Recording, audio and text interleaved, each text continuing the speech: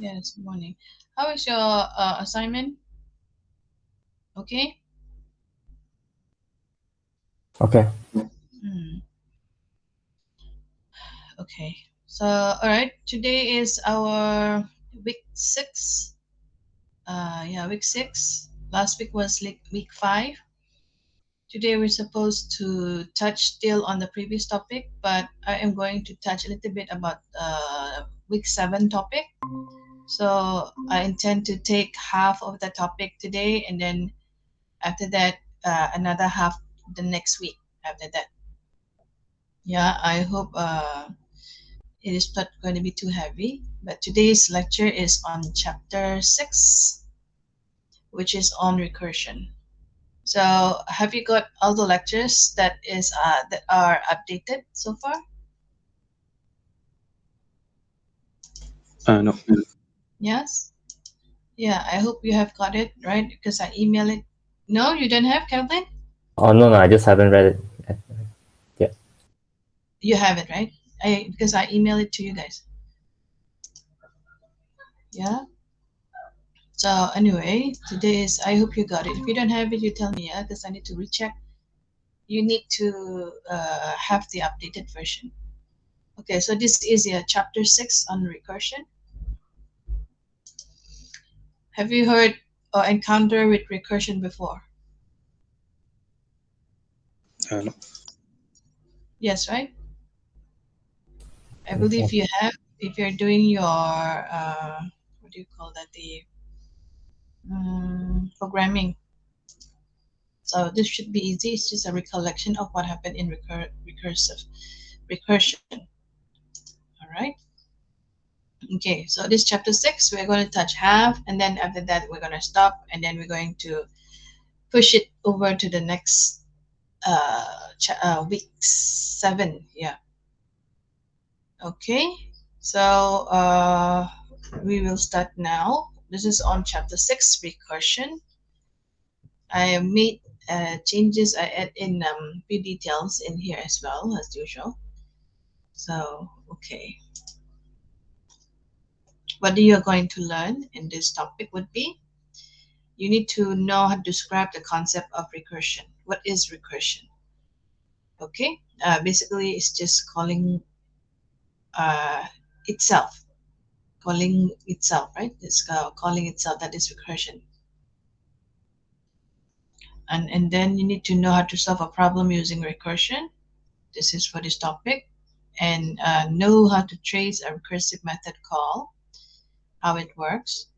And then analyze the efficiency of a recursive solution as compared to other alternative solutions. Next is, what is it? What is recursion?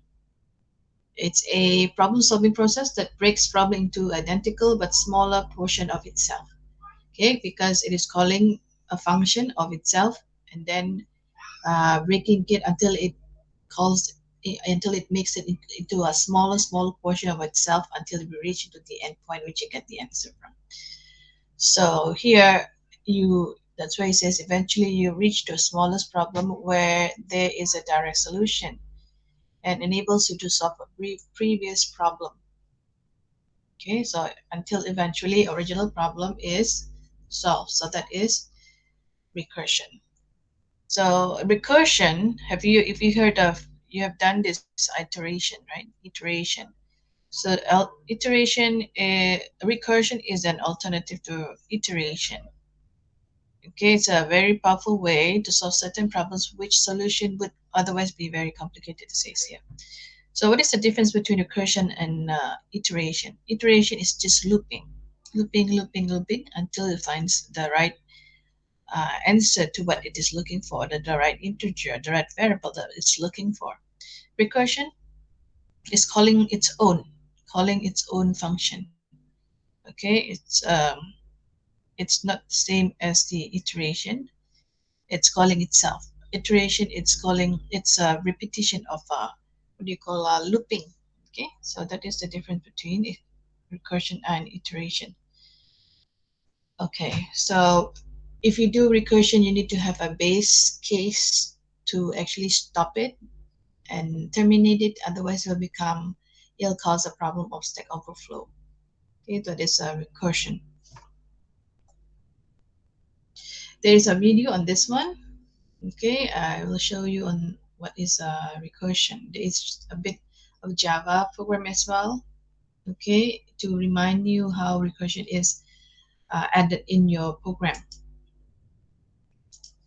Well, hello, Internet, and welcome to part 6 of my Java algorithms tutorial. Today I'm going to talk about recursion, what it is, how it works, and on top of that we're going to take a look at what are triangular numbers, what are factorials, and how to use recursion in the merge sort. All of the tutorials in my Java algorithms tutorial series is available in a link in the upper right hand corner if you want to look at something else. I have a lot to do, so let's get into it. So what exactly is a recursive method? It's just a method that calls itself. And with each method call, the problem is going to become simpler and simpler. And the only condition with a recursive method is that it will eventually lead to a point where the method no longer calls itself. So let's see exactly what that looks like. Over here on the right-hand side of the screen, you will see a recursive method, and it is named getTryNumber. And if you pass in a value like 6 into this guy, well, obviously 6 is not equal to 1, so we skip over this condition. We get down here where num is going to be equal to 6, of course, and then we have a call to the method itself, and it is going to pass in a 5. Whenever that happens again, you have a situation where you do not know what this is, but you know what this is equal to, and that is again going to be 5, and you're going to pass in 4. Then you get a situation where you have a 4 plus whatever the result of this calculation. And then you have 3 plus whatever 3 minus 1 equal to 2, and the 2 goes back into the method again. And then as we approach the end, you see that 2 plus getTryNumber, and we are passing a 1 in, and whenever you look at this guy up here, you can see that we're getting to the end. And the number 1 is passed in, just as you can see here. It goes up here. Then we can now calculate the previous method. 2 plus 1 is going to be equal to 3. Now that we have a result for that, we can pass that up here. Now that we have a result for this guy, we can pass the 6 up here. Now that we have a result for that, we can pass the 10 up here. And now that we have a result for this, we can pass the 15 up there. And that is how recursion would work if you're trying to find the nth triangular number. And if you don't know what a triangular number is, don't worry, I'm going to cover that in a second. So let's look at recursion using a totally different layout, if that didn't solidify it in your mind. Right here, I have 3 methods, and they are all inside of boxes because this is how recursion works. So let's say a 3 is passed into my recursive method. Again, we get to a situation where we do not know what the value is after this calculation is done. Hence, all of these methods are going to be calling down to these guys until we get to the part right here where 1 minus 1 is going to be equal to 0, and this is going to return a value of 1, as it did right there. Now that we have a return value, we can now take this 1 and pass it up here, and that's exactly what we did. And now we know that 2 plus 1 is going to be equal to 3, just as you see right there. And now we can return a 3 up here, and whenever we do that, 3 plus 3 is going to be equal to 6, and all of our method calls are done. So there's 2 different ways to look at recursion. Now let's look at it using code. So here is our code, and all the code here, both that I show you as well as the code that I don't show you, is available in a link in the description under the video. So what I'm going to do here, first off, is to show you what triangular numbers are. And I'm just going to come in here and go recursion tool, and then I'm going to calculate and print out triangular numbers. So let's say I want to do it up to the 6th triangular number. I'll save that and execute. Now you know what a triangular number is. The first one doesn't look much like a triangle, but you can see that the second one most definitely does. And all that we're doing here is going 1, 2, and 3 and finding the triangular number. Then once again, we're finding the third triangular number by going 1, 2, 3, 4, 5, 6. And again, there is the third triangular number. And you can see that there is going to be an equal number of rows two ultimate columns. That's why it looks like a triangle, and that's why it is called triangular numbers. So now before I show you how to create triangular numbers or calculate triangular numbers using recursion, I'm going to show you how to do it not using recursion. Because even though triangular numbers and recursion are normally taught together, it ultimately doesn't make sense to use recursion when calculating triangular numbers. But don't worry about it, and you can forget that I just said that. Just focus on the recursion part. This is how you would calculate triangular numbers if you didn't want to use recursion. Pretty simple.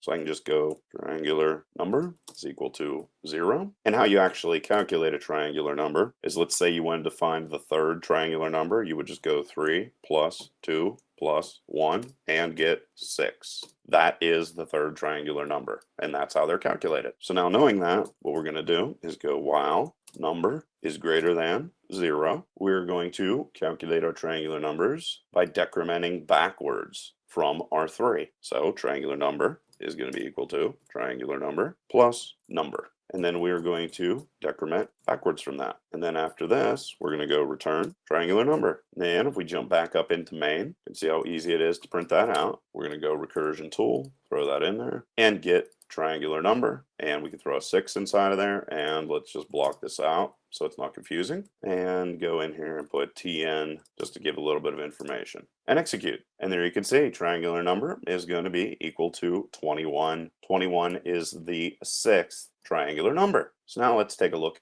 at how to calculate or find triangular numbers using recursion. I'm actually going to put a couple things inside of this so that we're going to be able to easily see what's going on as recursion is occurring. So we're going to go pass in our number just like we did before. And just to reiterate, every recursive method is going to have a condition that leads to the method no longer making another call on itself, and that condition is known as the base case. So in this situation, it's going to be number equal to 1. And the other example I show you is going to be very, very similar. But because I want to show you exactly what is going on here, which method is going to be entered inside of this, I'm going to put number right there. And here, I'm going to put the value that is going to be returned. And then, of course, I'm going to return that value. And then we're going to get into this situation where a 1 was not entered. In that situation, we're going to calculate a result, which is going to be number plus, and this is going to be the method call back to itself, right like that. And of course, we're going to pass whatever the number is minus 1 into that guy to get the result. Then, so that I can just print some information here on the screen so you can see what's going on, I'm going to come in here and type in result. So result will get printed out on the screen, and I'm going to get rid of this because I want to put some additional information inside of here. And that additional information is going to be the actual method that is going to be executed. And here I'm just going to go get TN, just to be simple, plus you'll see what this looks like in a second. And then of course we're going to return our result. And then if we bounce up here, let's copy this first and get to this guy right here. Well, I can actually just change that to R and execute it. You're going to see exactly what goes on when these triangular numbers are executed again. We're going to enter method 6, enter method 5, 4, 3, 2, 1. 1 is going to get a return value, which is going to be equal to 1. 2 plus 1 is going to be equal to 3. And 3 plus 3 is going to be equal to 6. And 4 plus 6 is going to be equal to 10. And 5 plus 10 is going to be equal to 15. And 6 plus 15 is finally going to be equal to 21. And we know now what the 6th triangular number is using recursion, and you can see exactly right there exactly how it's calculated. So now let's take a look at how to calculate factorials in much the same way. So I'm going to scroll down inside of here, and of course the factorial of 3 is going to be calculated 3 times 2 times 1. That is our factorial, which of course is going to be equal to 6. So now we have to actually come in here and calculate that. And of course I'm going to use recursion. So I'm going to go public int get factorial. It's going to receive a number. And of course I'm going to put a little note inside of here so you can see exactly how the method is going to be entered and so forth and so on. And then we're going to put our base case inside of here equal to 1. Again, we're going to be doing a very, very similar thing. Return 1. And then, of course, we're going to have 1 returned.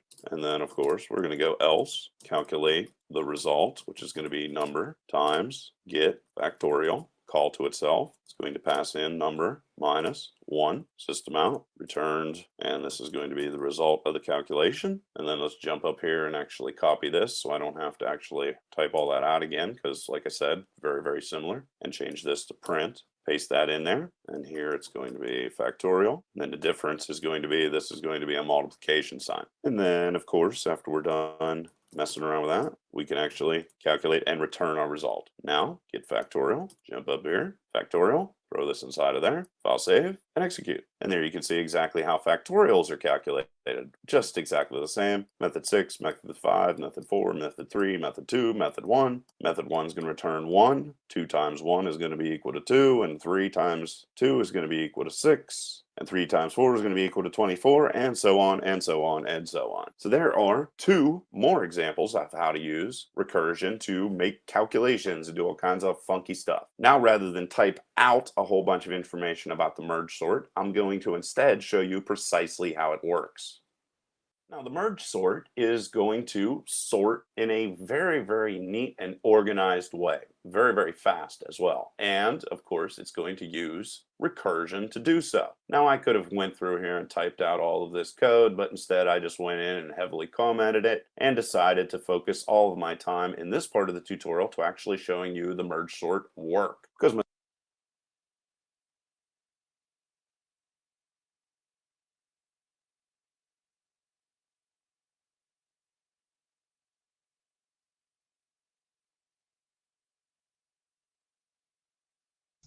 Okay, we're not going to go into much sort. I'm just going to show you on that recursion factorial. Okay, so moving on.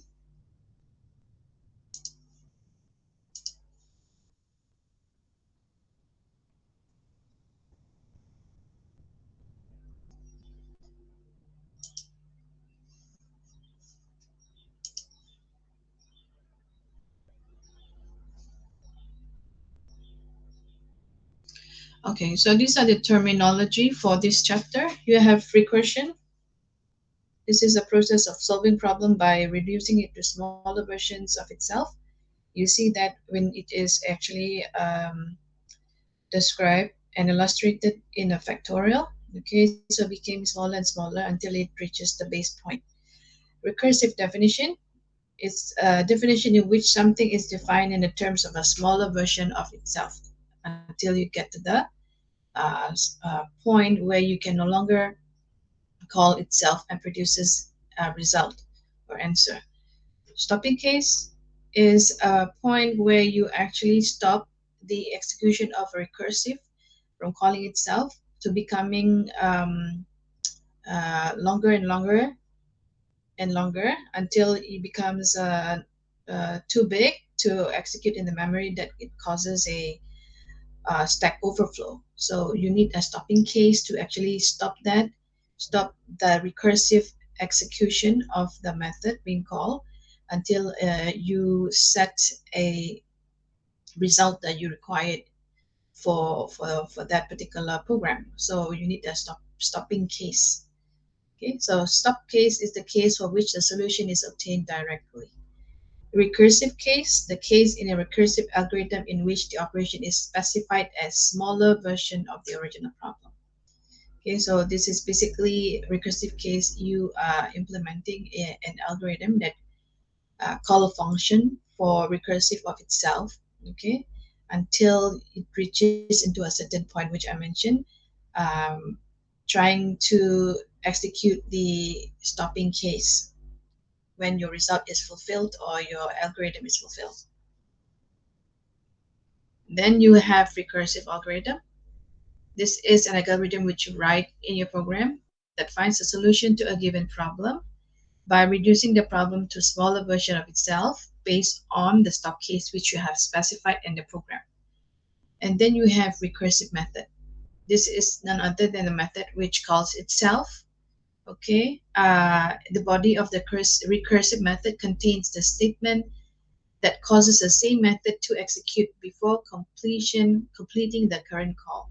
So you have seen previously there is a box within a box within a box. That is a call within a call within a call of the same recursive value in order to achieve the smallest value possible to get you the answer of that particular factorial.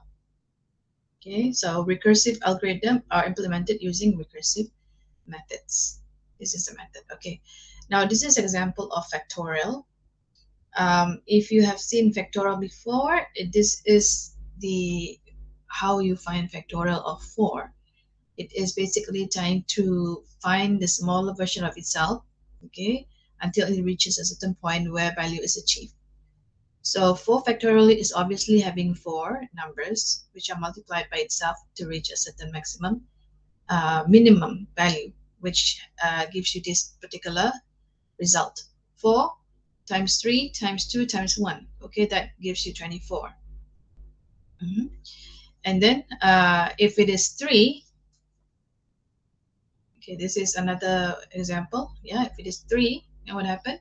You basically just need to multiply that by 3 times 2 times 1, but 1 is not specified here. Basically, your result would be 6. Okay, next one is 2. 2 times 1 times 1, actually. Okay, so that returns 2. And then what about this one? 1 factorial is none other than just 1 multiplied by 0. Okay, and then factorial of 0 is actually 1.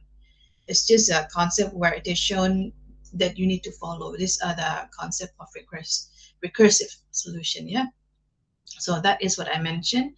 1 factorial is none other than 1 multiplied by 1 equals to 1. Okay, 2 is 2 times 2 times 1 times 1. Okay, that gives you 2. The point which is coming from here is basically added into here. Okay, so it gives you 2. Next one, this become here 2 times 3 times 2 times 2, 1. Okay, so that makes it 6. Next one, 4 times 3 times 2 times 1. Okay, simplified into this, which is taking from here and put it into there. That gives you a solution of 24.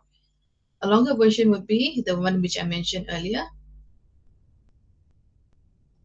Oops, this one. Yeah, this is a longer version. 4 times 3 times 2 times 1 equals 24. But the way on how you write it is the one which I mentioned, showed you just now for the next slide. So another example in general is this one is already shown to you. Factorial of 0 equals to 1. So if you describe that in n, basically n factorial equals to similar concept of this one, yeah, is n times n minus 1 times n minus 2. Okay, so it's decreasing manner until the smallest value of itself, which produces the end results, which is the answer. So that is how you basically use factorial to illustrate a recursive method.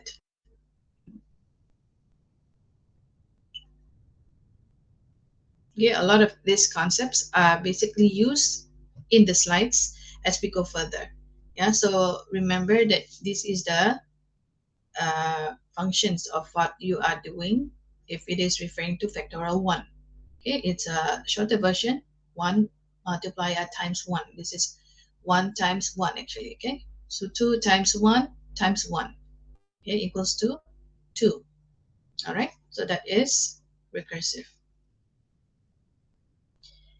All right, so this is introduction to recursive on how you basically do calculation on, and then it shows also inside your code for factorial and Fibonacci. Okay, wait, we will continue on this one for the next. First thing I need to show you that the rest of the other slide first, yeah, and then we come back into that to do the principles first, yeah, before we see how we calculate illustrating factorial in your code as well as recursive. Factorial and Fibonacci, yeah. Okay, so principle of recursion. Number 1, every recursive definition must have one or more stopping cases.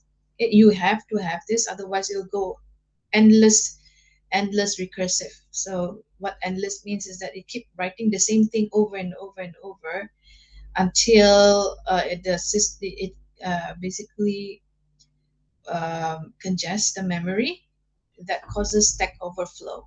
Okay, so it has to have one or more stopping cases. It depends on how you write your codes. If you have more recursive that you want to call a function, you need to have each has its own stopping cases. Okay, you know what stopping cases, right? It's a termination instruction, a termination algorithm that stops that from reoccurring and occurring and occurring. So you just need to have put a stop to it and get it, force it to stop to get the answer.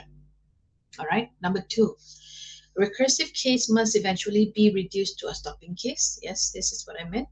Every recursive case has to have a stop so that it doesn't produce memory overload, or you call it stack overflow. So next is that stopping case stops the recursion. Yes, that's a function of stopping case. All right, so this is an example implementation of method factorial. This is how you write. You have this example in chapter 6 sample code, but this is the exact code that you have for sample code, which illustrate the implementation of method factorial. So see, you have your public integer factorial, okay, and then you define it integer n. So if this is your condition for stopping case, if you don't have this, therefore, if you don't have this, therefore your recursive will keep doing this all the way. Okay, so if n is equals to 0, then stopping case is that return 1. Okay, else return your n, whatever number is that, you need to multiply by the factorial of n minus 1. If n is 3, you have to multiply by 2 by 1 by 1. Okay, n is 3, so you have to multiply this factorial of n minus 1 will be 2. And then after that you have 1.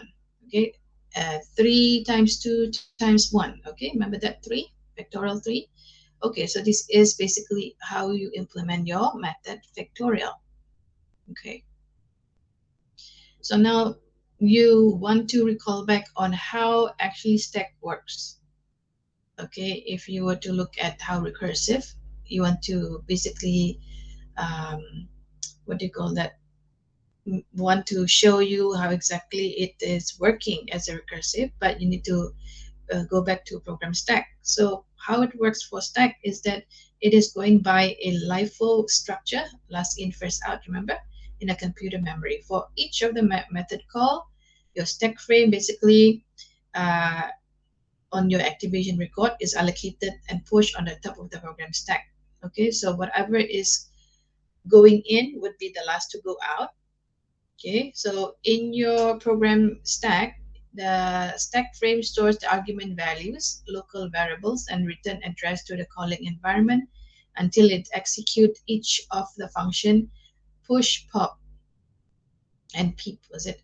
Okay, so the active frame for the current method call is a stack frame at the very top of the stack.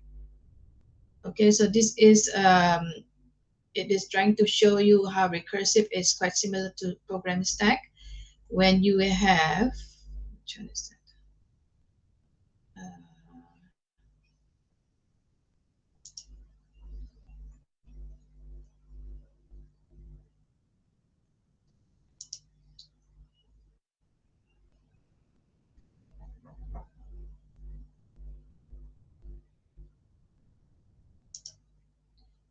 Like this.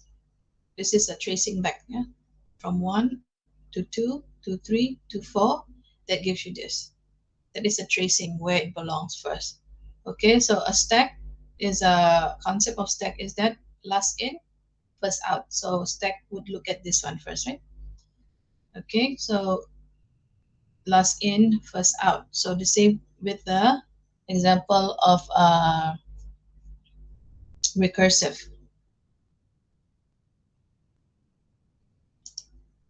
Okay, this is the illustration. Recursive calls in program stack, how it happens. I cannot really show you until we go to the next slide. Yeah. So, okay, look at this. Recursive calls in program stack. First thing what happened is that you have uh, to check the memory is empty. Then you put in N2. Okay, so your return address would be 256,000. And then after that, you pop in another one, which is 1. So that return address will be 300, 400. Okay, and then you have another one. So this is a stack, basically last in, first out. Okay, so 0 is basically the last to go in, but that will be pop out the first. Okay, and then after that, it is popping out because it already reaches the top of this memory, so it needs to be deallocated, and then it goes into this. The 0 has been deallocated, so it goes into 1. That similar concept applies in recursive, because recursive also keep tracing from the bottom to the top. Okay, so now this is a stack. After that, the head will go to 1. As usual, it will keep popping out until the end to deallocate the memory. So this is deallocated, and you are left with 2 in the stack. Okay, so until the end, when the memory needs to be, this particular execution is executed, then it's time to deallocate until the memory is back to normal GAN free memory. Okay, that is a recursive calls in program stack. Similar concept with recursive. Okay, so next one is a recursive trace. You can illustrate the execution of a recursive method by doing a recursion trace or box trace, similar to this. Okay. Each box basically corresponds to a recursive call. In each box, indicate the values of argument for the current method invocation, the statement that were executed. Okay, so how do you do that? So each new recursive method call is indicated by down arrow to the newly called method. So when the method returns, an upward arrow is drawn and return value is indicated. So this is the factorial illustration of box traces. So you have factorial number 3. You know what factorial 3 is? 3 equals to 2 times 1 times 3 times 2 times 1. Yes, 3 times 2 times 1. Okay, so this is basically how it happens. In Based on the previous example. All right. Okay, this one is not restricted here. Okay, this is just a illustration. Factorial 3, basically go back to 3 multiply by 2 times 3, 2, 1, 0, 3, 2, 1. So here 3, 2, 1, and at last would be there here 1, and then it goes back again to here. Basically, the value of this would go here. So 1 multiply 1 is 1. Okay, it goes here, becomes 1 here. So 2 times 1 is 2, and 2 is here. 2 times 3 is 6. Okay, so that is a tracing box of the result for factorial number 3. Okay, factorial 3 is none other than looking at the, okay, this one is factorial 3. Yeah. Okay, I am not going to talk about Fibonacci yet. This is factorial 3. It's just showing how 3 gets its result. Okay, so this is how you basically illustrate tracing of the value for factorial 3 until it reaches that result. Yeah. Okay, so logically, you can think of a recursive method as having unlimited copies of itself, because name shows that it is recursive. So it is essential that you put a stop to it, okay, by using stop case. Every recursive call has its own code and its own set of parameters and local variables, which you set in your code. So after you complete a certain recursive call, in order to stop it, it has to go back to the calling environment, which is the previous call, okay, until you achieve certain result.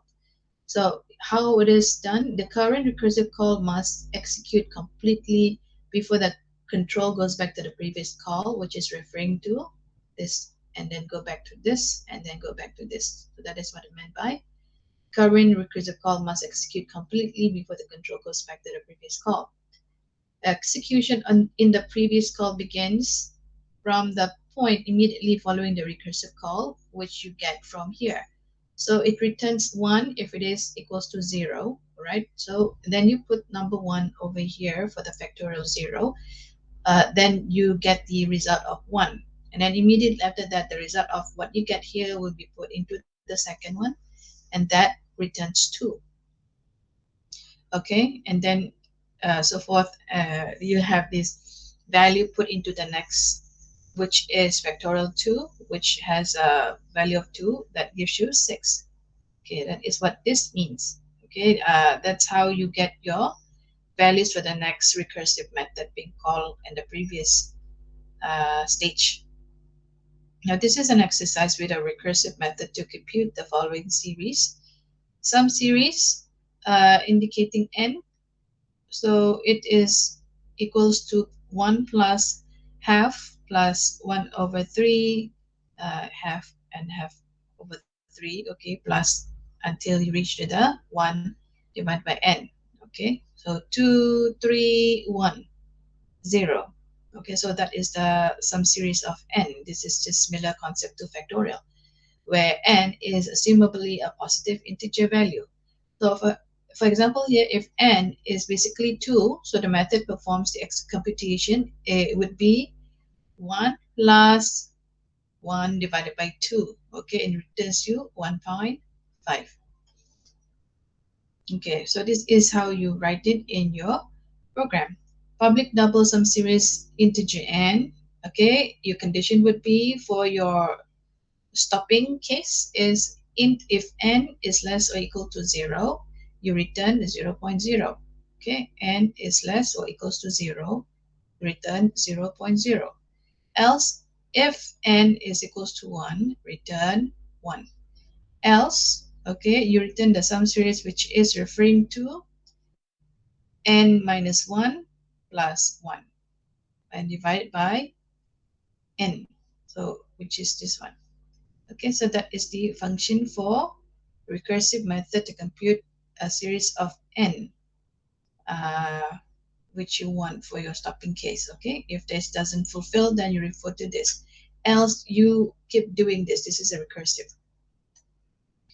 Okay, so this is an example of exercise number 1. This is if you were asked to write in examination a recursive method to compute these particular values of series for the summation.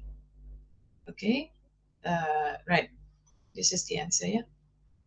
Next one. Perform a box trace for the method call sum series 3. Remember, for each method call, indicate the argument value, statements executed, and the return value for each of the box. Okay, so this is the box trace. This one is code, right? This is basically a code, a program that you need to write to illustrate this. What about box trace? Box trace is the one similar to which you have seen earlier. Okay, and this one is basically you want to find some series of 3, indicate assuming that n some series is 3, value would be starting from 1 and incrementally becoming 1.5, and then after that, as it is incremented, after that it become 1.83. So this is 1, and then after that it goes into here 0.5. So 1 plus 0.5 would be 1.5, and then after that it goes here 1.5 plus 0.33 become 1.83. So that is how you basically trace back what happened until you get the value at the end, which is 3. Okay, that is exercise 6.2. Okay, so when designing recursive solution, you need to have this kind of information. Method definition must provide parameter. So you are basically trying to define what parameter that you need. It leads to a different cases altogether because, like I said, recursive basically a calling function of itself until it becomes smaller, smaller, and smaller. Yeah, like such. Factorial 3 times 2 times 1 times 0. Okay, 3, 2, 1. Okay, until it becomes smaller.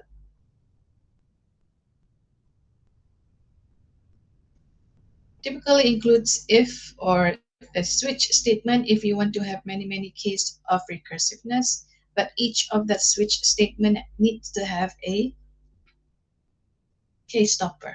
Okay, So one or more of these cases should provide a non-recursive solution, which is referring to a base case. Okay, the one which I mentioned. It has to have a stopping base case, right? So example of that is this is your base case stopper, all right?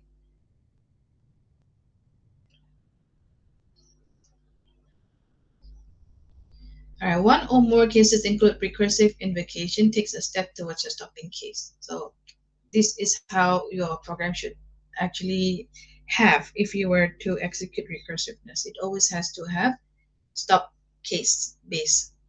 Okay, you could do a looping, not a looping, like a, yeah, if else. Okay, this is a case basically. Okay, until you get this value fulfilled.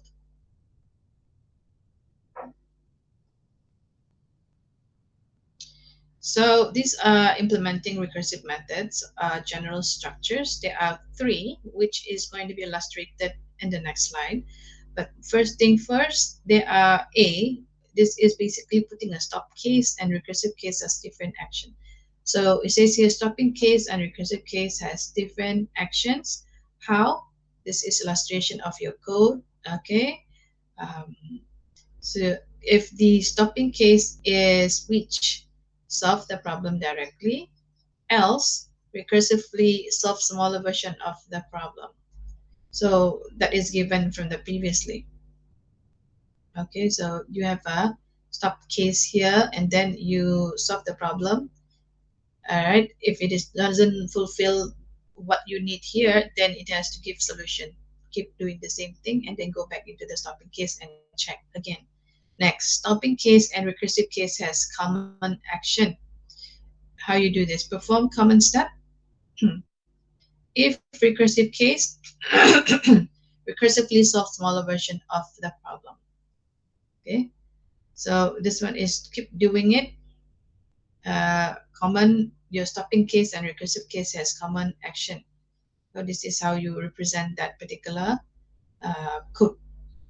You perform your common step, which is the factorial probably.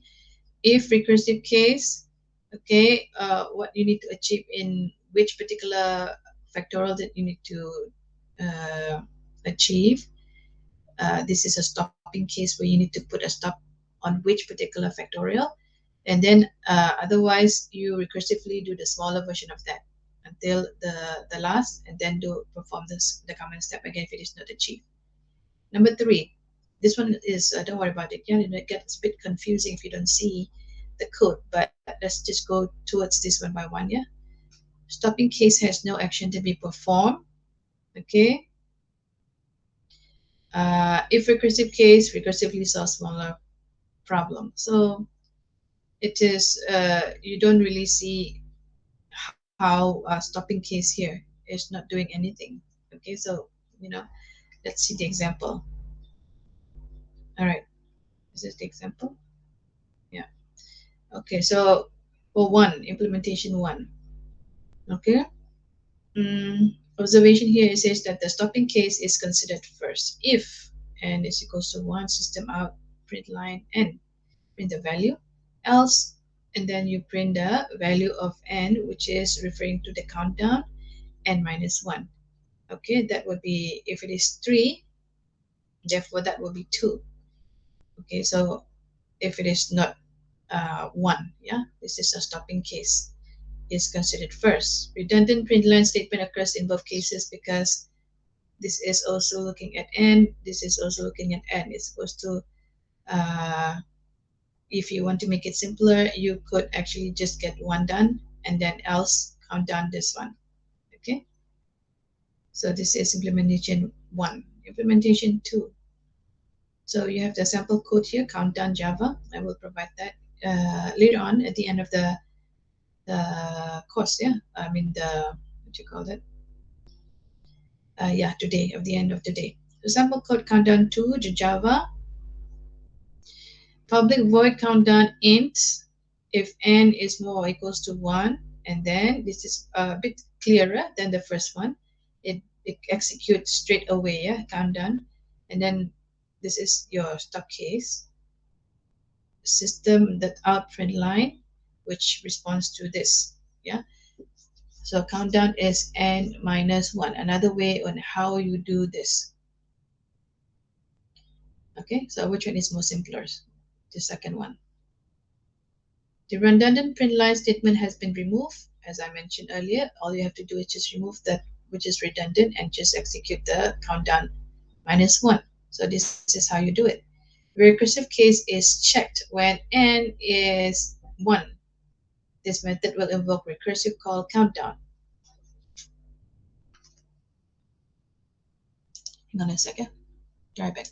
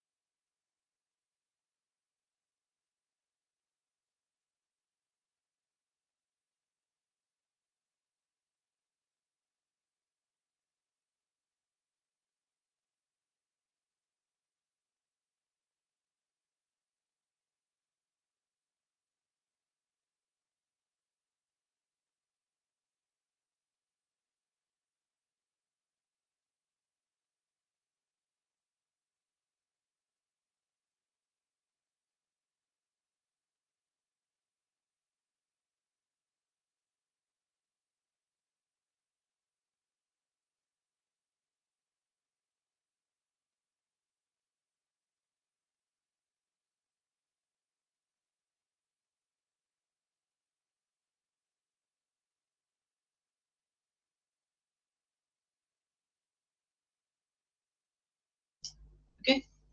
All right, let's continue. Okay, so this is a simpler version of the previous implementation 1, right? Basically, redundant print line statement has been removed. It's easier that way, not less confusing if you want to implement this. So basically how this is translated is that your recursive case is checked, which is n is more than equals to 1. So where n is 1, if n is 1, therefore this method will invoke this stopping case and there is no action will be performed because n minus 1 is basically what is it is going towards. If it is 2, then therefore n minus 1 would be 1. Okay, so that is for this implementation number 2. Okay, next one. Next one is the public, you call that you current n value. Your observation here says that when the method is invoked, you basically first thing is to give out the value of n. Yeah, first thing is to print out the value of n. If n is more than 1, count down n minus 1. So in this version, it uses basically n more than 1 instead of n more or equals to 1. So we'll have one less recursive call compared to the previous implementation. Okay, so this is not going to check on whether it is equals to 1. It is always going to check whether n is always more than 1. Okay, then it is executing countdown n minus 1. Okay, so otherwise it doesn't execute, it's just print the value. So this is observation number 3. N value is first displayed, it gives you the value of n. Okay, for example, it is maybe n would be 2 perhaps. Okay, so the recursive case is checked. Does n, which is 2, more than 1? If it is yes, then you minus your 2 minus 1, that becomes 1. Okay, otherwise if your n, if for example is 1, okay, n is not more than 1, so therefore you don't do anything, you execute and print just 1. Okay, so this is another way of how you use recursive for implementation number 3. Okay, so this is book trace for method countdown 3. Yeah, this one. Okay, so this is countdown 3. First thing you display is that number 3. All right, system out print line. Okay, n is more than 1, countdown n minus 1. First display 3. So countdown is basically n minus 1 is 2. And after that, the next one will be 2. 2 display 2. 2 is still more than 1. Therefore, what do you do? 2 minus 1. Then therefore you have 1. Next one, n is more than 1. Nope, n is basically equals to 1. So don't do anything. Display 1. Okay, so this is a box trace method for countdown number 3. Steps for designing recursive method. Okay, what do you do? First thing is to list down all the stopping base cases that you want for each of your program. Okay, it depends on what result you want to achieve. So therefore you have to define all the stopping base cases and where it should be and how it would be performed. Number 2, list the recursive cases. What recursive cases based on the implementation examples 1, 2, and 3 a while ago. Ensure that each recursive case takes a step towards one of the stopping case. Okay, ensure that each recursive case takes a step towards one of the stopping case. Okay, so you want to fulfill box number 1 first, for example, and then after that you go towards the next and the next, and it is going back to that one until the end, which you get for n3. And then arrange the cases in a correct sequence so you don't get confusing and you know that it will terminate after it reaches a certain stop cases, because it is essential that you have a stop cases for each of the recursive, which calls of it calling function for itself, so that it doesn't reach into memory overload or that causes a stack overflow in your program. And then another exercise here, 6.3. You're supposed to attempt this on your own, yeah, but never mind.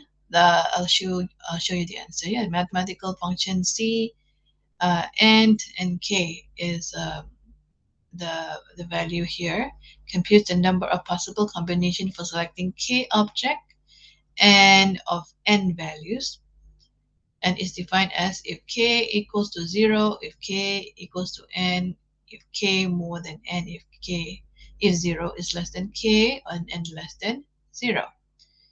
Okay, so these are the values which is given. Write a recursive method which computes C uh, of K objects with n value. How do you do this? So this is your value, integer C, which you have value of n and integer K. So, okay, this is how you do it. If K resting is equals to 0 and not equals to K, which is equals to n, right? So return 1, right? Else, if K is more than n, then what do? Returns 0. Else, what do? If 0 is less than K and less than n would be to call this one, would be to return this value. C, n minus 1, K minus 1 plus C, n minus 1, and K. So as simple as that, yeah? You just, if you were to, you're given this kind of question and to perform, you need to perform a calling of recursive method which computes C of n and K integer value. So you just need to see this, okay? Probably it's simple here that you see this one. Okay, next time you know if it is an examination, they give you this kind of question, how it is supposed to be written in a program. So you set your integer value c with these values and these values, okay? Okay, this variable and this variable. Okay, so then you put if k equals to 0 or k is equals to n. Therefore, what do? Return n. Return 1, yeah? Else k is more than n, return 0. Else is as simple as that. Okay, this is an implementation of a recursive. You see here, this is a recursive, right? Okay, so next one is a recursively processing an array. Okay, where are we at now? I want to reach until a certain stage where I don't want to get you confused. I want to see.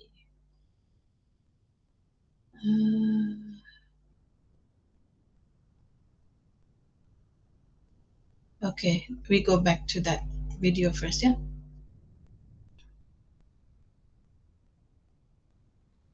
This one.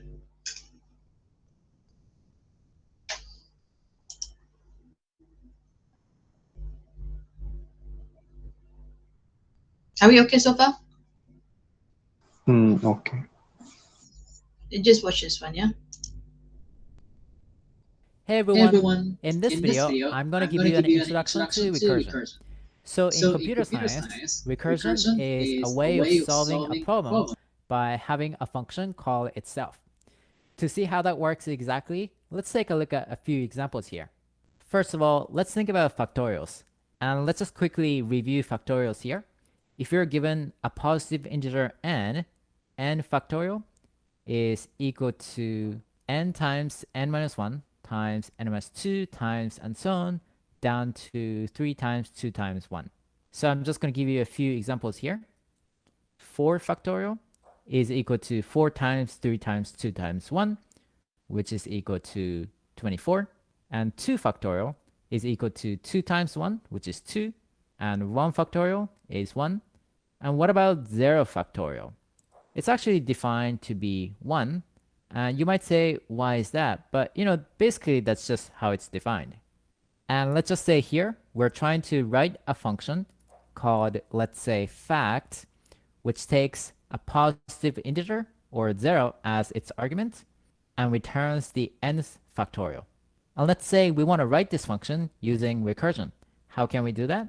To solve this problem, or to write this function recursively, we need to actually examine this equation in a little bit more detail. Okay, so I brought that equation over here, and like we saw earlier, we had n factorial being equal to n times n minus 1 times n minus 2, and so on, times 3 times 2 times 1. And when you see this equation, and when you look at this part following the first n, you might notice that this part is equivalent to n minus 1 factorial. And that might be more obvious if I write it separately here, as n minus 1 factorial equals n minus 1 times n minus 2 times and so on, times 3 times 2 times 1. So this whole thing is equivalent to this part. So you might say, well, we can rewrite n factorial as n times n minus 1 factorial. And that's good. This new equation is mostly correct, but it's not a complete definition of factorials. Let's see why. Let's say if you plug in 2 to n right here, it works just fine because you'll get 2 factorial being equal to 2 times 2 minus 1 factorial, which is 1 factorial. And 1 factorial is 1, so 2 times 1 factorial is 2, and that's correct. What if you plug in 1 here? It's still good because you'll get 1 factorial being equal to 1 times 1 minus 1 factorial, which is 0 factorial. And 0 factorial is 1, as we saw earlier. So that's 1. And this is correct. But as soon as you plug in 0 here, it breaks. Let's see how that works. 0 factorial is equal to 0, here, right here, times 0 minus 1 factorial, which is minus 1 factorial. And minus 1 factorial is not defined. So this definition works only for n that is greater than or equal to 1, but it doesn't work for 0. So actually, for this definition to be complete for factorials, we need to write n factorial as two separate cases. So here we're going to write n factorial is equal to n times n minus 1 factorial if n is greater than or equal to 1.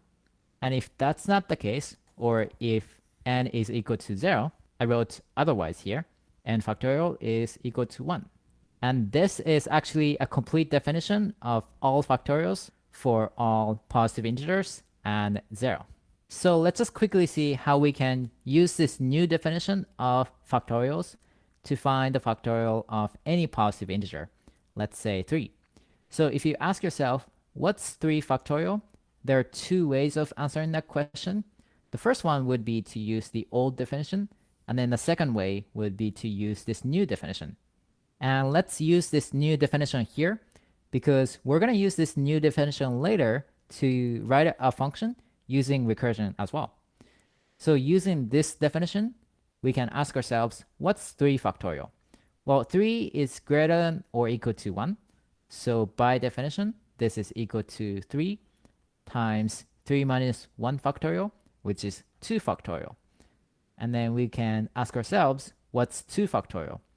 By definition, since 2 is still greater than or equal to 1, it's equal to 2 times 1 factorial. And then we can do the same thing for 1. What's 1 factorial? Well, it's 1 times 0 factorial. And then as soon as we have this, we'll know that 0 factorial is 1 by definition. And as soon as you have that, you can plug 1 to 0 factorial here, and then you'll know that 1 factorial is equal to 1 times 1, which is 1. And then you can plug that back in here, and then you say, okay, 2 factorial is 2 times 1, which is 2. So we can plug that back in here. And then we'll say 3 factorial is 3 times 2 factorial, which is 2. So the answer here is 3 factorial is 3 times 2, which is 6. Okay, now this whole process might seem a little bit silly, but this kind of thinking is going to be actually the basis for implementing the function we wanted to implement earlier, recursively, fact of n. And fact of n, as I said earlier, is going to take n, which is either a positive integer or 0, and it's going to return n factorial. So let's see how we can implement it using recursion. And actually, all you need to do for that is you need to translate this new definition of factorials into code. So let's just bring this definition up here. So like we saw earlier, n factorial is equal to n times n minus 1 factorial if n is greater than or equal to 1. And then it's 1 otherwise, or if n is equal to 0. And then we're going to translate this definition directly into code. And I'm going to use Java here just as an example.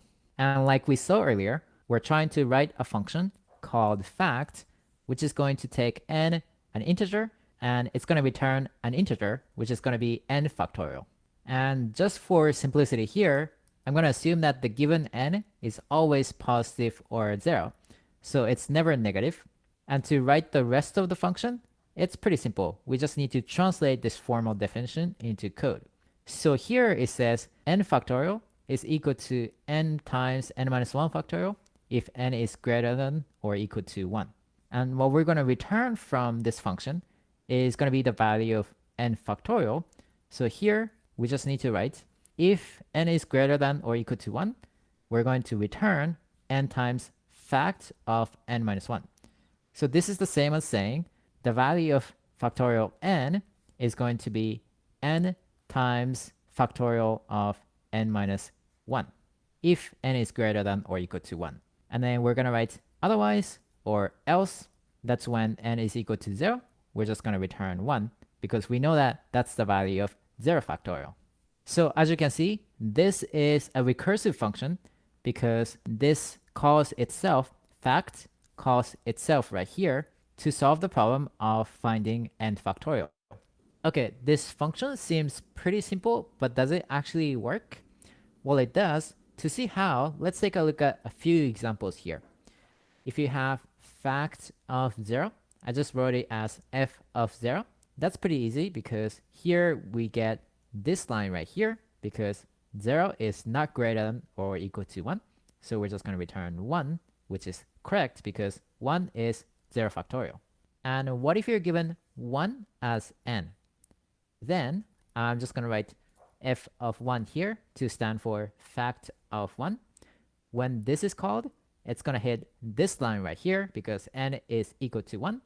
And then it's going to try to return 1 times fact of 1 minus 1, which is 0. So f of 0 here. And then when f of 0 is called, it's going to go to this right here that we saw earlier. And then f of 0 will say, okay, my value is 1. So this is going to return 1. And then in f of 1, it's going to say, okay, what I'm going to return is 1 times the value of fact of 0, which is 1. So we're going to return 1 times 1, which is 1. So that's the correct answer. Okay, to help you understand this a little bit better, I'm going to give you another example here. Let's say fact of 4 is called. I'm just going to write f of 4 here. And when it's called, we go to this line right here. And since n, which is 4, is greater than or equal to 1, it's going to say what I want to return from that function is 4 times fact of 3. But we don't know what the value of fact of 3 should be, so we need to call that function. So I just wrote it here.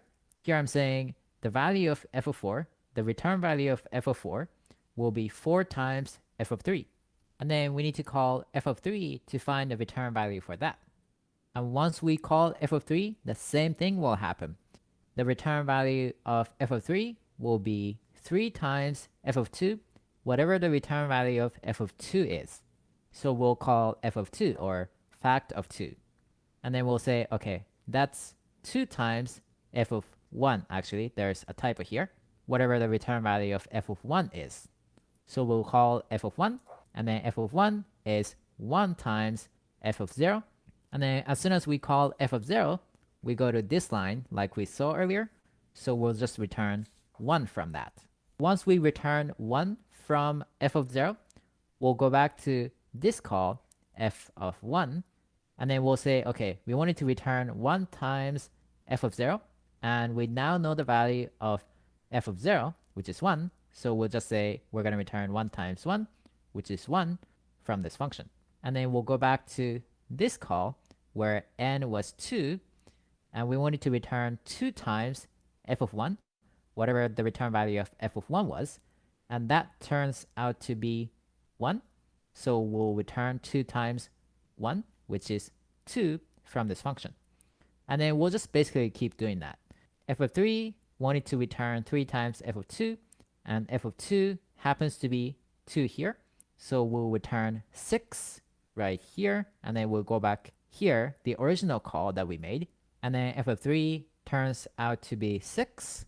So we'll say, okay, f of 4, we wanted to return 4 times whatever the return value of f of 3, which turns out to be 6. So we'll return 24 from this function, which is correct. And this wraps up this section about factorials. Let me know in a comment below if anything was unclear.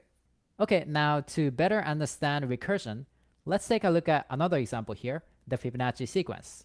So I already talked about this in one of my previous videos, but the Fibonacci sequence is a sequence of numbers that starts with 2 ones at the beginning, and the numbers after that are generated by adding up the 2 previous numbers.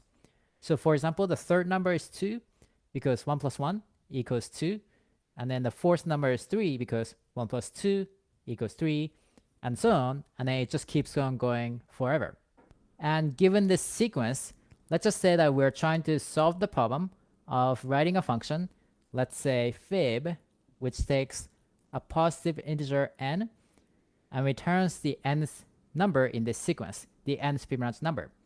So if you're given 3 as n in this function, you should be able to find and return the third Fibonacci number, which is 2. And if you're given 4 as n, you want to be able to find and return the fourth Fibonacci number, which is 3 right here. Now, if you want to try solving this problem yourself, pause the video right here and post your solution in a comment below if you want to share it with others. Now, to solve this problem using recursion, you need to first formally define the relation between different Fibonacci numbers, just like we did with factorials. So for that, we're going to write fn equals fn minus 1 plus fn minus 2. So I'm denoting the nth Fibonacci number as fn, and this is saying the nth Fibonacci number should be the sum of the two previous Fibonacci numbers. So an example here would be this one right here, f5 equals f4 plus f3. So this is saying the fifth Fibonacci number, f5 right here, should be the sum of the fourth Fibonacci number, this one right here, plus f3, which is this one right here. So just like we saw in the case of factorials, this equation is correct most of the time, but it's not complete. So if you plug in 5 to n, it's correct. This equation is still correct.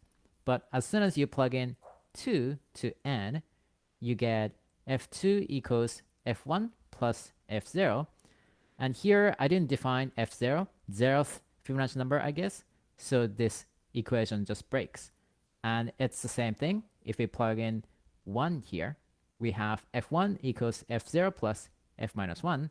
f1 is the first Fibonacci number, and f minus 1 is not defined. So this equation doesn't work for n equals 1 either. And to fix this equation, we need to actually rewrite it as two parts. The first part is going to be just like we saw, fn equals fn minus 1 plus fn minus 2 if n is greater than or equal to 3. And then the second part will be fn is equal to 1 otherwise. And that's when n is equal to 1 or 2. Now, to solve the problem we saw earlier of writing a function called fib, we just need to translate this formal definition into code. Let's see how we can do that. I just wrote here int fib int n, and this just means we're going to define a function called fib, which is going to return an integer, and then it's going to take n, which is an integer, as an argument. And then inside this function, I'm just going to first of all assume that the given n is a positive integer just for simplicity. And then after that, I'll say if n is greater than or equal to 3, then return the sum of the two previous Fibonacci numbers, fib of n minus 1 and fib of n minus 2. And otherwise, n is equal to 1 or 2, so we're just going to return from this function. Okay, let's now take a look at a few examples here to see how this function works exactly. I'm just going to move this function over here.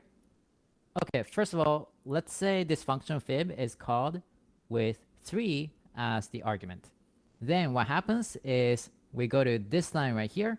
3 is greater than or equal to 3. So we'll say, okay, the return value of fib of 3 should be the sum of fib of 1 and fib of 2. So that's what I wrote here. Fib of 3 should be the sum of fib of 2 and fib of 1. And then in fib of 2, we'll go to this line right here because 2 is not greater than or equal to 3. So we'll return 1 from fib of 2. And just like that, we're going to return 1 from fib of 1 as well. And once we have these two numbers, fib of 2 will go in here, and fib of 1 will go in here. So 1 will go in here, and then 1 will go in here. So we're going to return 1 plus 1, and we're going to return 2 from our function. And that's the correct answer. By the way, just quickly about terminology. In a function that uses recursion, or in a recursive function, the condition where it doesn't call itself at all, but instead returns, for example, just a number, is called a base case. And then the condition where it calls itself is called a recursive case. So in this example, when n is greater than or equal to 3, that's a recursive case, and otherwise, that's a base case. Okay, let's take a look at another example here. Let's say this function fib is called 4 as the argument. That's this one right here. Then it goes to this line right here because n, which is 4, is greater than or equal to 3. So we want to return fib of 3 plus fib of 2 as the return value of fib of 4. So that's what I wrote here. The return value of fib of 4 should be the sum of the return value of fib of 3 and the return value for fib of 2. And when we hit that line right here, we don't know what the return value should be for fib of 3 yet, so we'll need to call it separately. And then the same thing will happen. We'll say, okay, whatever we return from fable 3, that should be the sum of fable 2 and fable 1. So we'll call fable 2, and then we'll say, okay, the return value for fable 2 should be 1, because 2 is not greater than or equal to 3. So we'll go to this line right here, and then we'll return 1 from fable 2. And then 1 will go in here, and then at this point, we'll know that we should return 1 plus fable 1 from fable 3. And so we're going to call fable 1, and then it's the same thing. We'll return 1 from fable 1, and then 1 will go in here, and then we'll say, okay, we should return 1 plus 1, which is 2 from fable 3.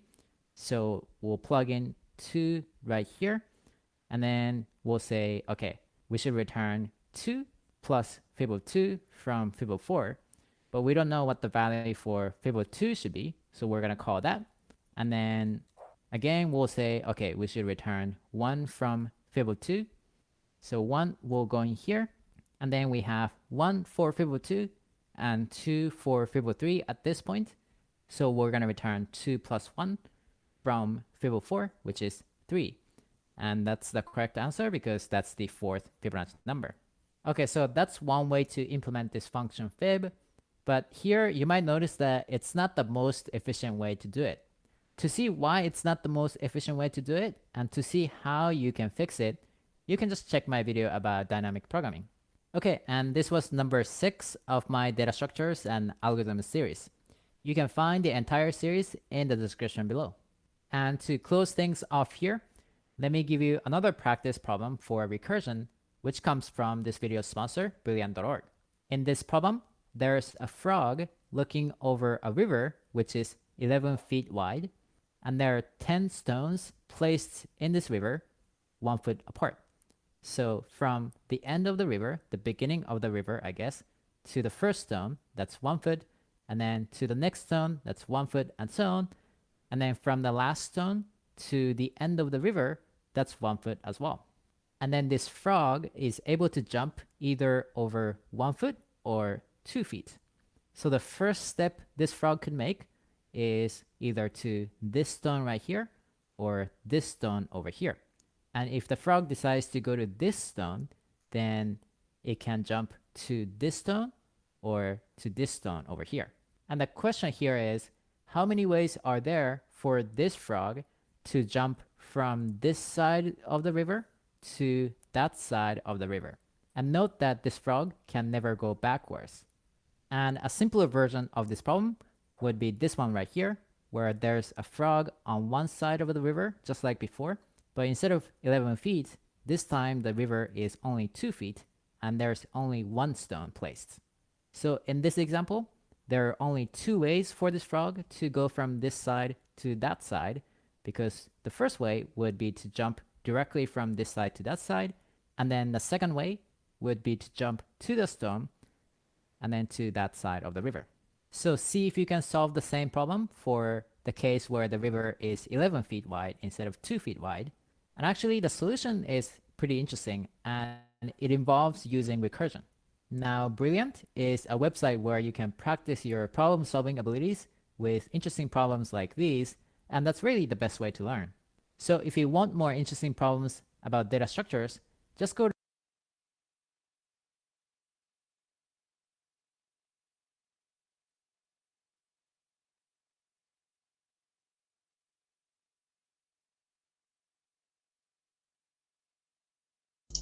Okay, so that is factorial and Fibonacci. Fibonacci is in the next slide.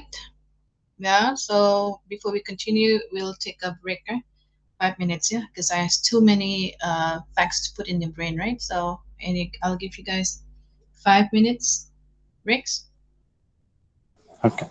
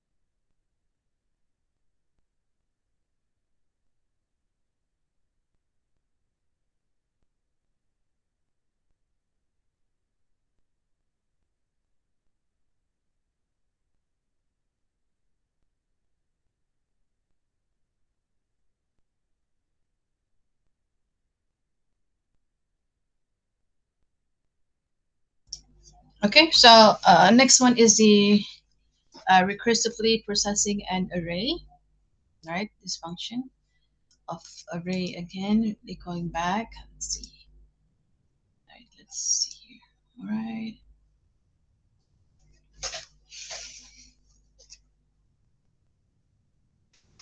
Okay, so here it says if you can actually implement a recursive method in also in an array as well. So how do you do this? First thing is you need to divide it into two pieces for array, recursive array. A, first element into piece, first element one piece, the rest of array another. Then B, last element of one piece, the rest of array another. And divide array into two halves. Okay, so that is illustrated in the next one, yeah, which is this one. All right, so a recursive method part of an implementation of ADT is often private in the sense that it is necessary to actually define your parameters in one particular section of the array. Another section, again, you need to um, define your parameters. Okay, so it is necessary parameters make it unsuitable as an ADT operation. It says here. So your sample code for recursive array, it is not really suitable. It mentioned just now, right? But how it is basically shown in a code is based on this recursive display array.java. You'll see that later. I will give you example. Maybe at the end of this lecture, I'll add it into your coursework where you can refer what is and how you implement recursive in array. Okay, so the thing about recursive is that it becomes longer and longer and longer unless if you put a stop case to it. Okay, so it can consume a lot of memory and it costs money as well because allocation of memory is required for that program. So for recursive array for private methods would be you have display array. Remember that everything has to be defined as private, right? So each has its own private method. For example, here A, B, and C. You have display array 1, basically to depict or to display the first array element and the what happened in it as a recursive, which displays the rest of the other array which is inside there. And then you have another one, display array 2, which again display the last array element after recursively display the all the preceding elements. And another array 3, divides the array into two halves, and then recursively display the left subarray first and the right subarray elements after that. So this is a recursive processing of an array. So two arrays with middle elements within left halves. Okay, left and right. So A, you have here, okay, you divide into uh, array 1 until 3. The next half would be 4 until next n array. Okay, so basically this one is recursive and then you perform this first half first. That's why you have all this private methods, and then after that you perform the next one, which is here on the B. Okay, so we will touch on that again for array implementation next week, yeah. But for now we will just go on to our next slide. This is link chain. A while ago was array. You know how array works. It is basically linear and then it stores value according to n, which you have specified. It expand also based on incrementally how it is added based on the expansion of your array. Okay, so in order to actually execute recursiveness, which is not actually going to be shown today, next week we will show that. but you can view the code for that one. Okay, so it seems that you have to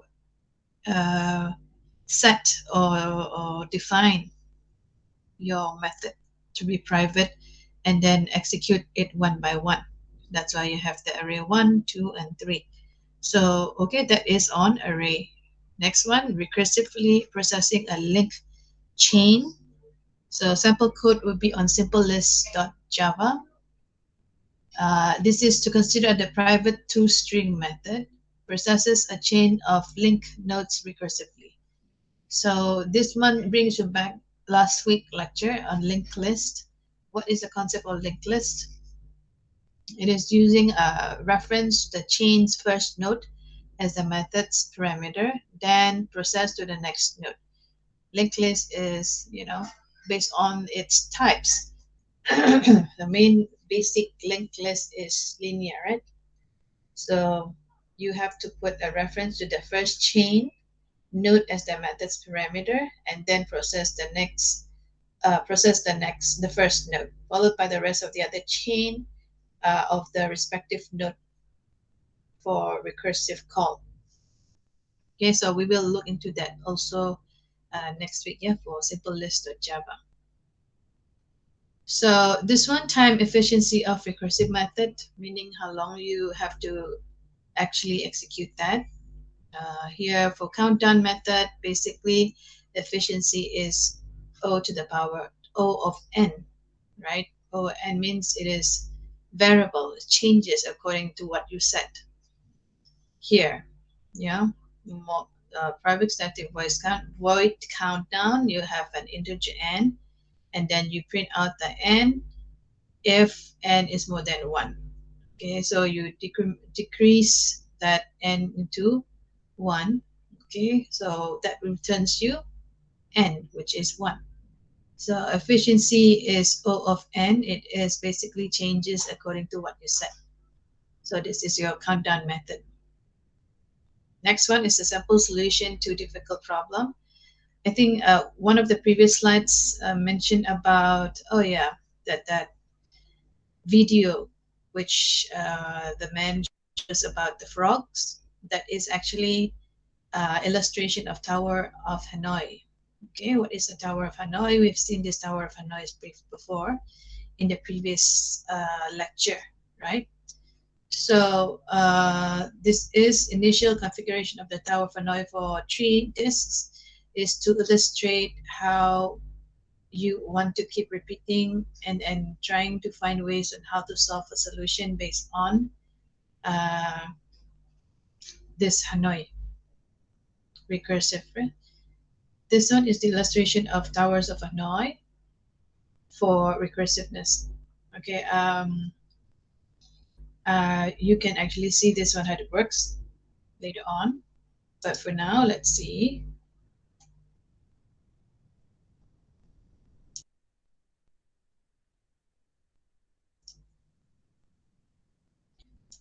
Remember how Tower of Hanoi? Class? Hi. You remember? What is Tower of Hanoi? We've encountered this before, how it works. Basically, the rule is simple. You're supposed to move this section into the other section, right? And then each time you move, okay, look at that. Each time you move, oh, okay, I'm not gonna turn on this one. This is very long.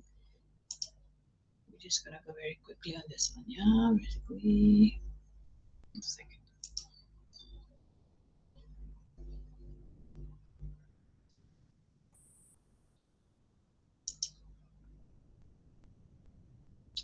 Okay, so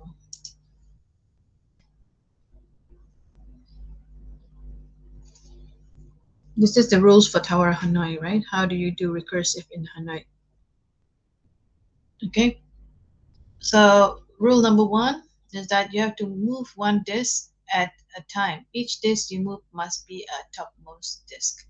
No disk may rest on top of a disk smaller than itself. Next, you can store disk on the second pole temporarily as long as you observe previous 2 rows.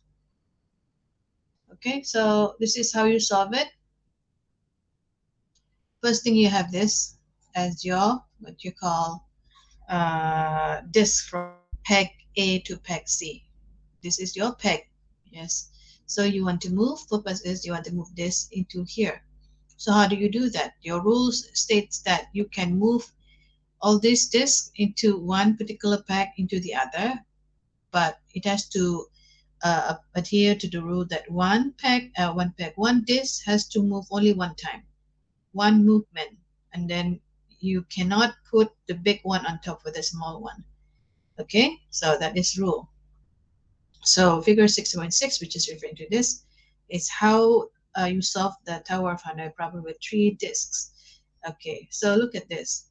First thing is that you have this sequence A, B, and C. Next one, you have A, B, and C. You want to move A into C, peg C. What do? First, you transfer the first top one into the C. Next one, how you do is you cannot put the top bigger one into a smaller one. That's a rule. So what do? There is one empty slot here. Then you transfer that into the next slot, which is peg C, peg B. So for now, each pack has its own disks, which is smallest to the largest here. So point is, you need to put this over here so that, one after another can transform into becoming like such here in A. So what happened here? In order to move this into that particular pack has to be empty. So next you see A, B, C. This has to be empty, so therefore that particular disk has to go and deallocate, go into B. So when that slot is empty, next thing is that what do? You transfer A into C. Therefore you get this A and B here, and then the largest one that side. So again, remember the rule says that whenever you want to move, you can only move one disk at a time.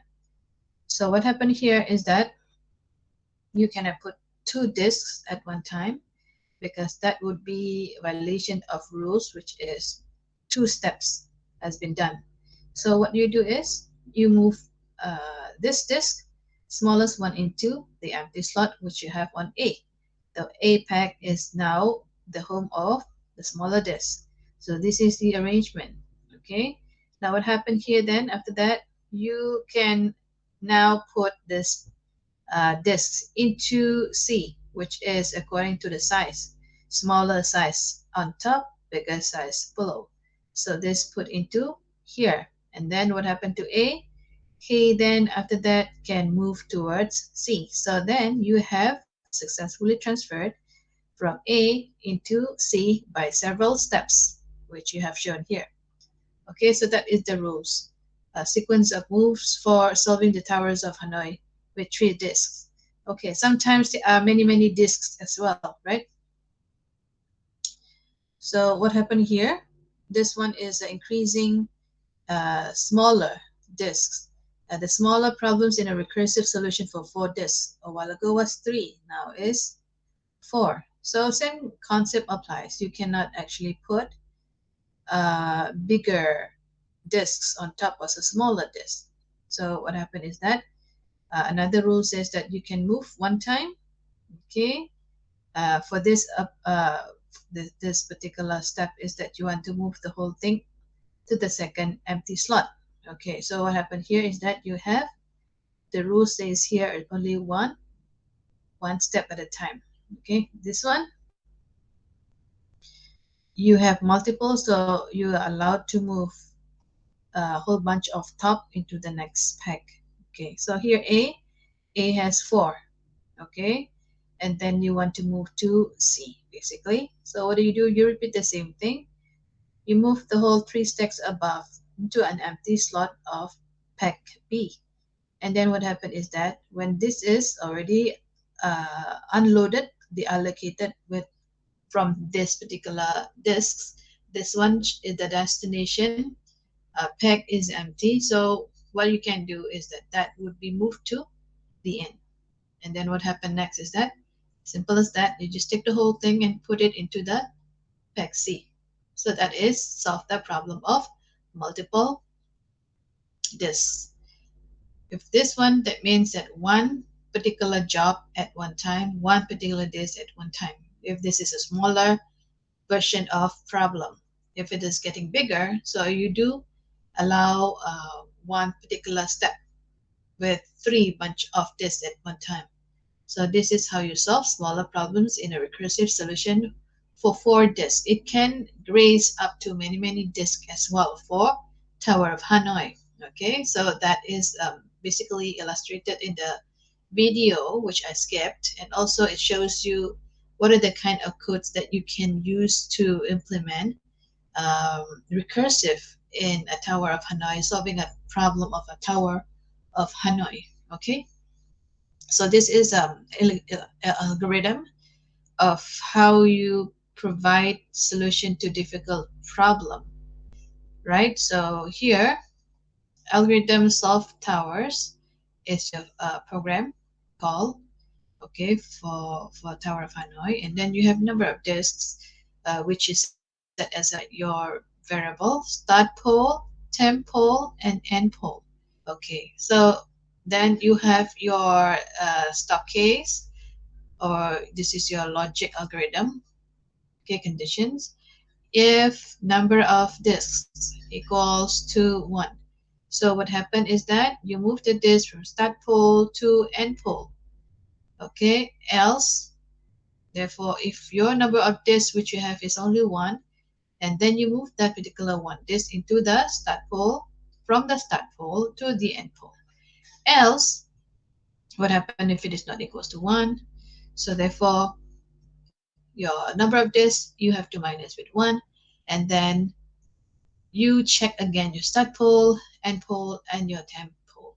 So then after that, you move the disk from start pole into the end pole if this condition meets. Okay, and then you solve the towers by looking at again number of disks, which is -1. Okay, and then every time if it is 1, so therefore you have to check your all available memory, which allocates each of the disk space, which is referring to your temp pole, start pole, and end pole. So that's how it works for the rest of the other operation of solving your Tower of Hanoi. All right, so these are the algorithm which you use solution. Okay, so advantage of recursion would be if you have understood some of it, which it has been shown here in the slides, you can actually implement that in array, linked list, also solving problems if you were to see the Tower of Hanoi, how you move one disk to another disk or one memory into another, which is looking at whether or not it is empty. Okay, so advantage of recursion: for some problems, a recursive implementation can be simpler and easier based on the code switch you have selected, right? So that's why there is an implementation of recursive selection for you, 1, 2, 3. Which one is the most simpler? Okay, so a recursive approach to algorithm allows us to take advantage of the repetitive structure present in many problems.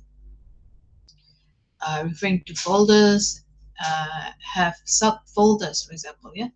So means you want to store your data in one folder, and then in one folder you can also store any other data which is related to in a separate subfolder. So that is how you illustrate recursiveness. So one big file has another smaller file inside, and has another smaller file inside that stores that data which is smaller, and so forth, okay, until the smallest.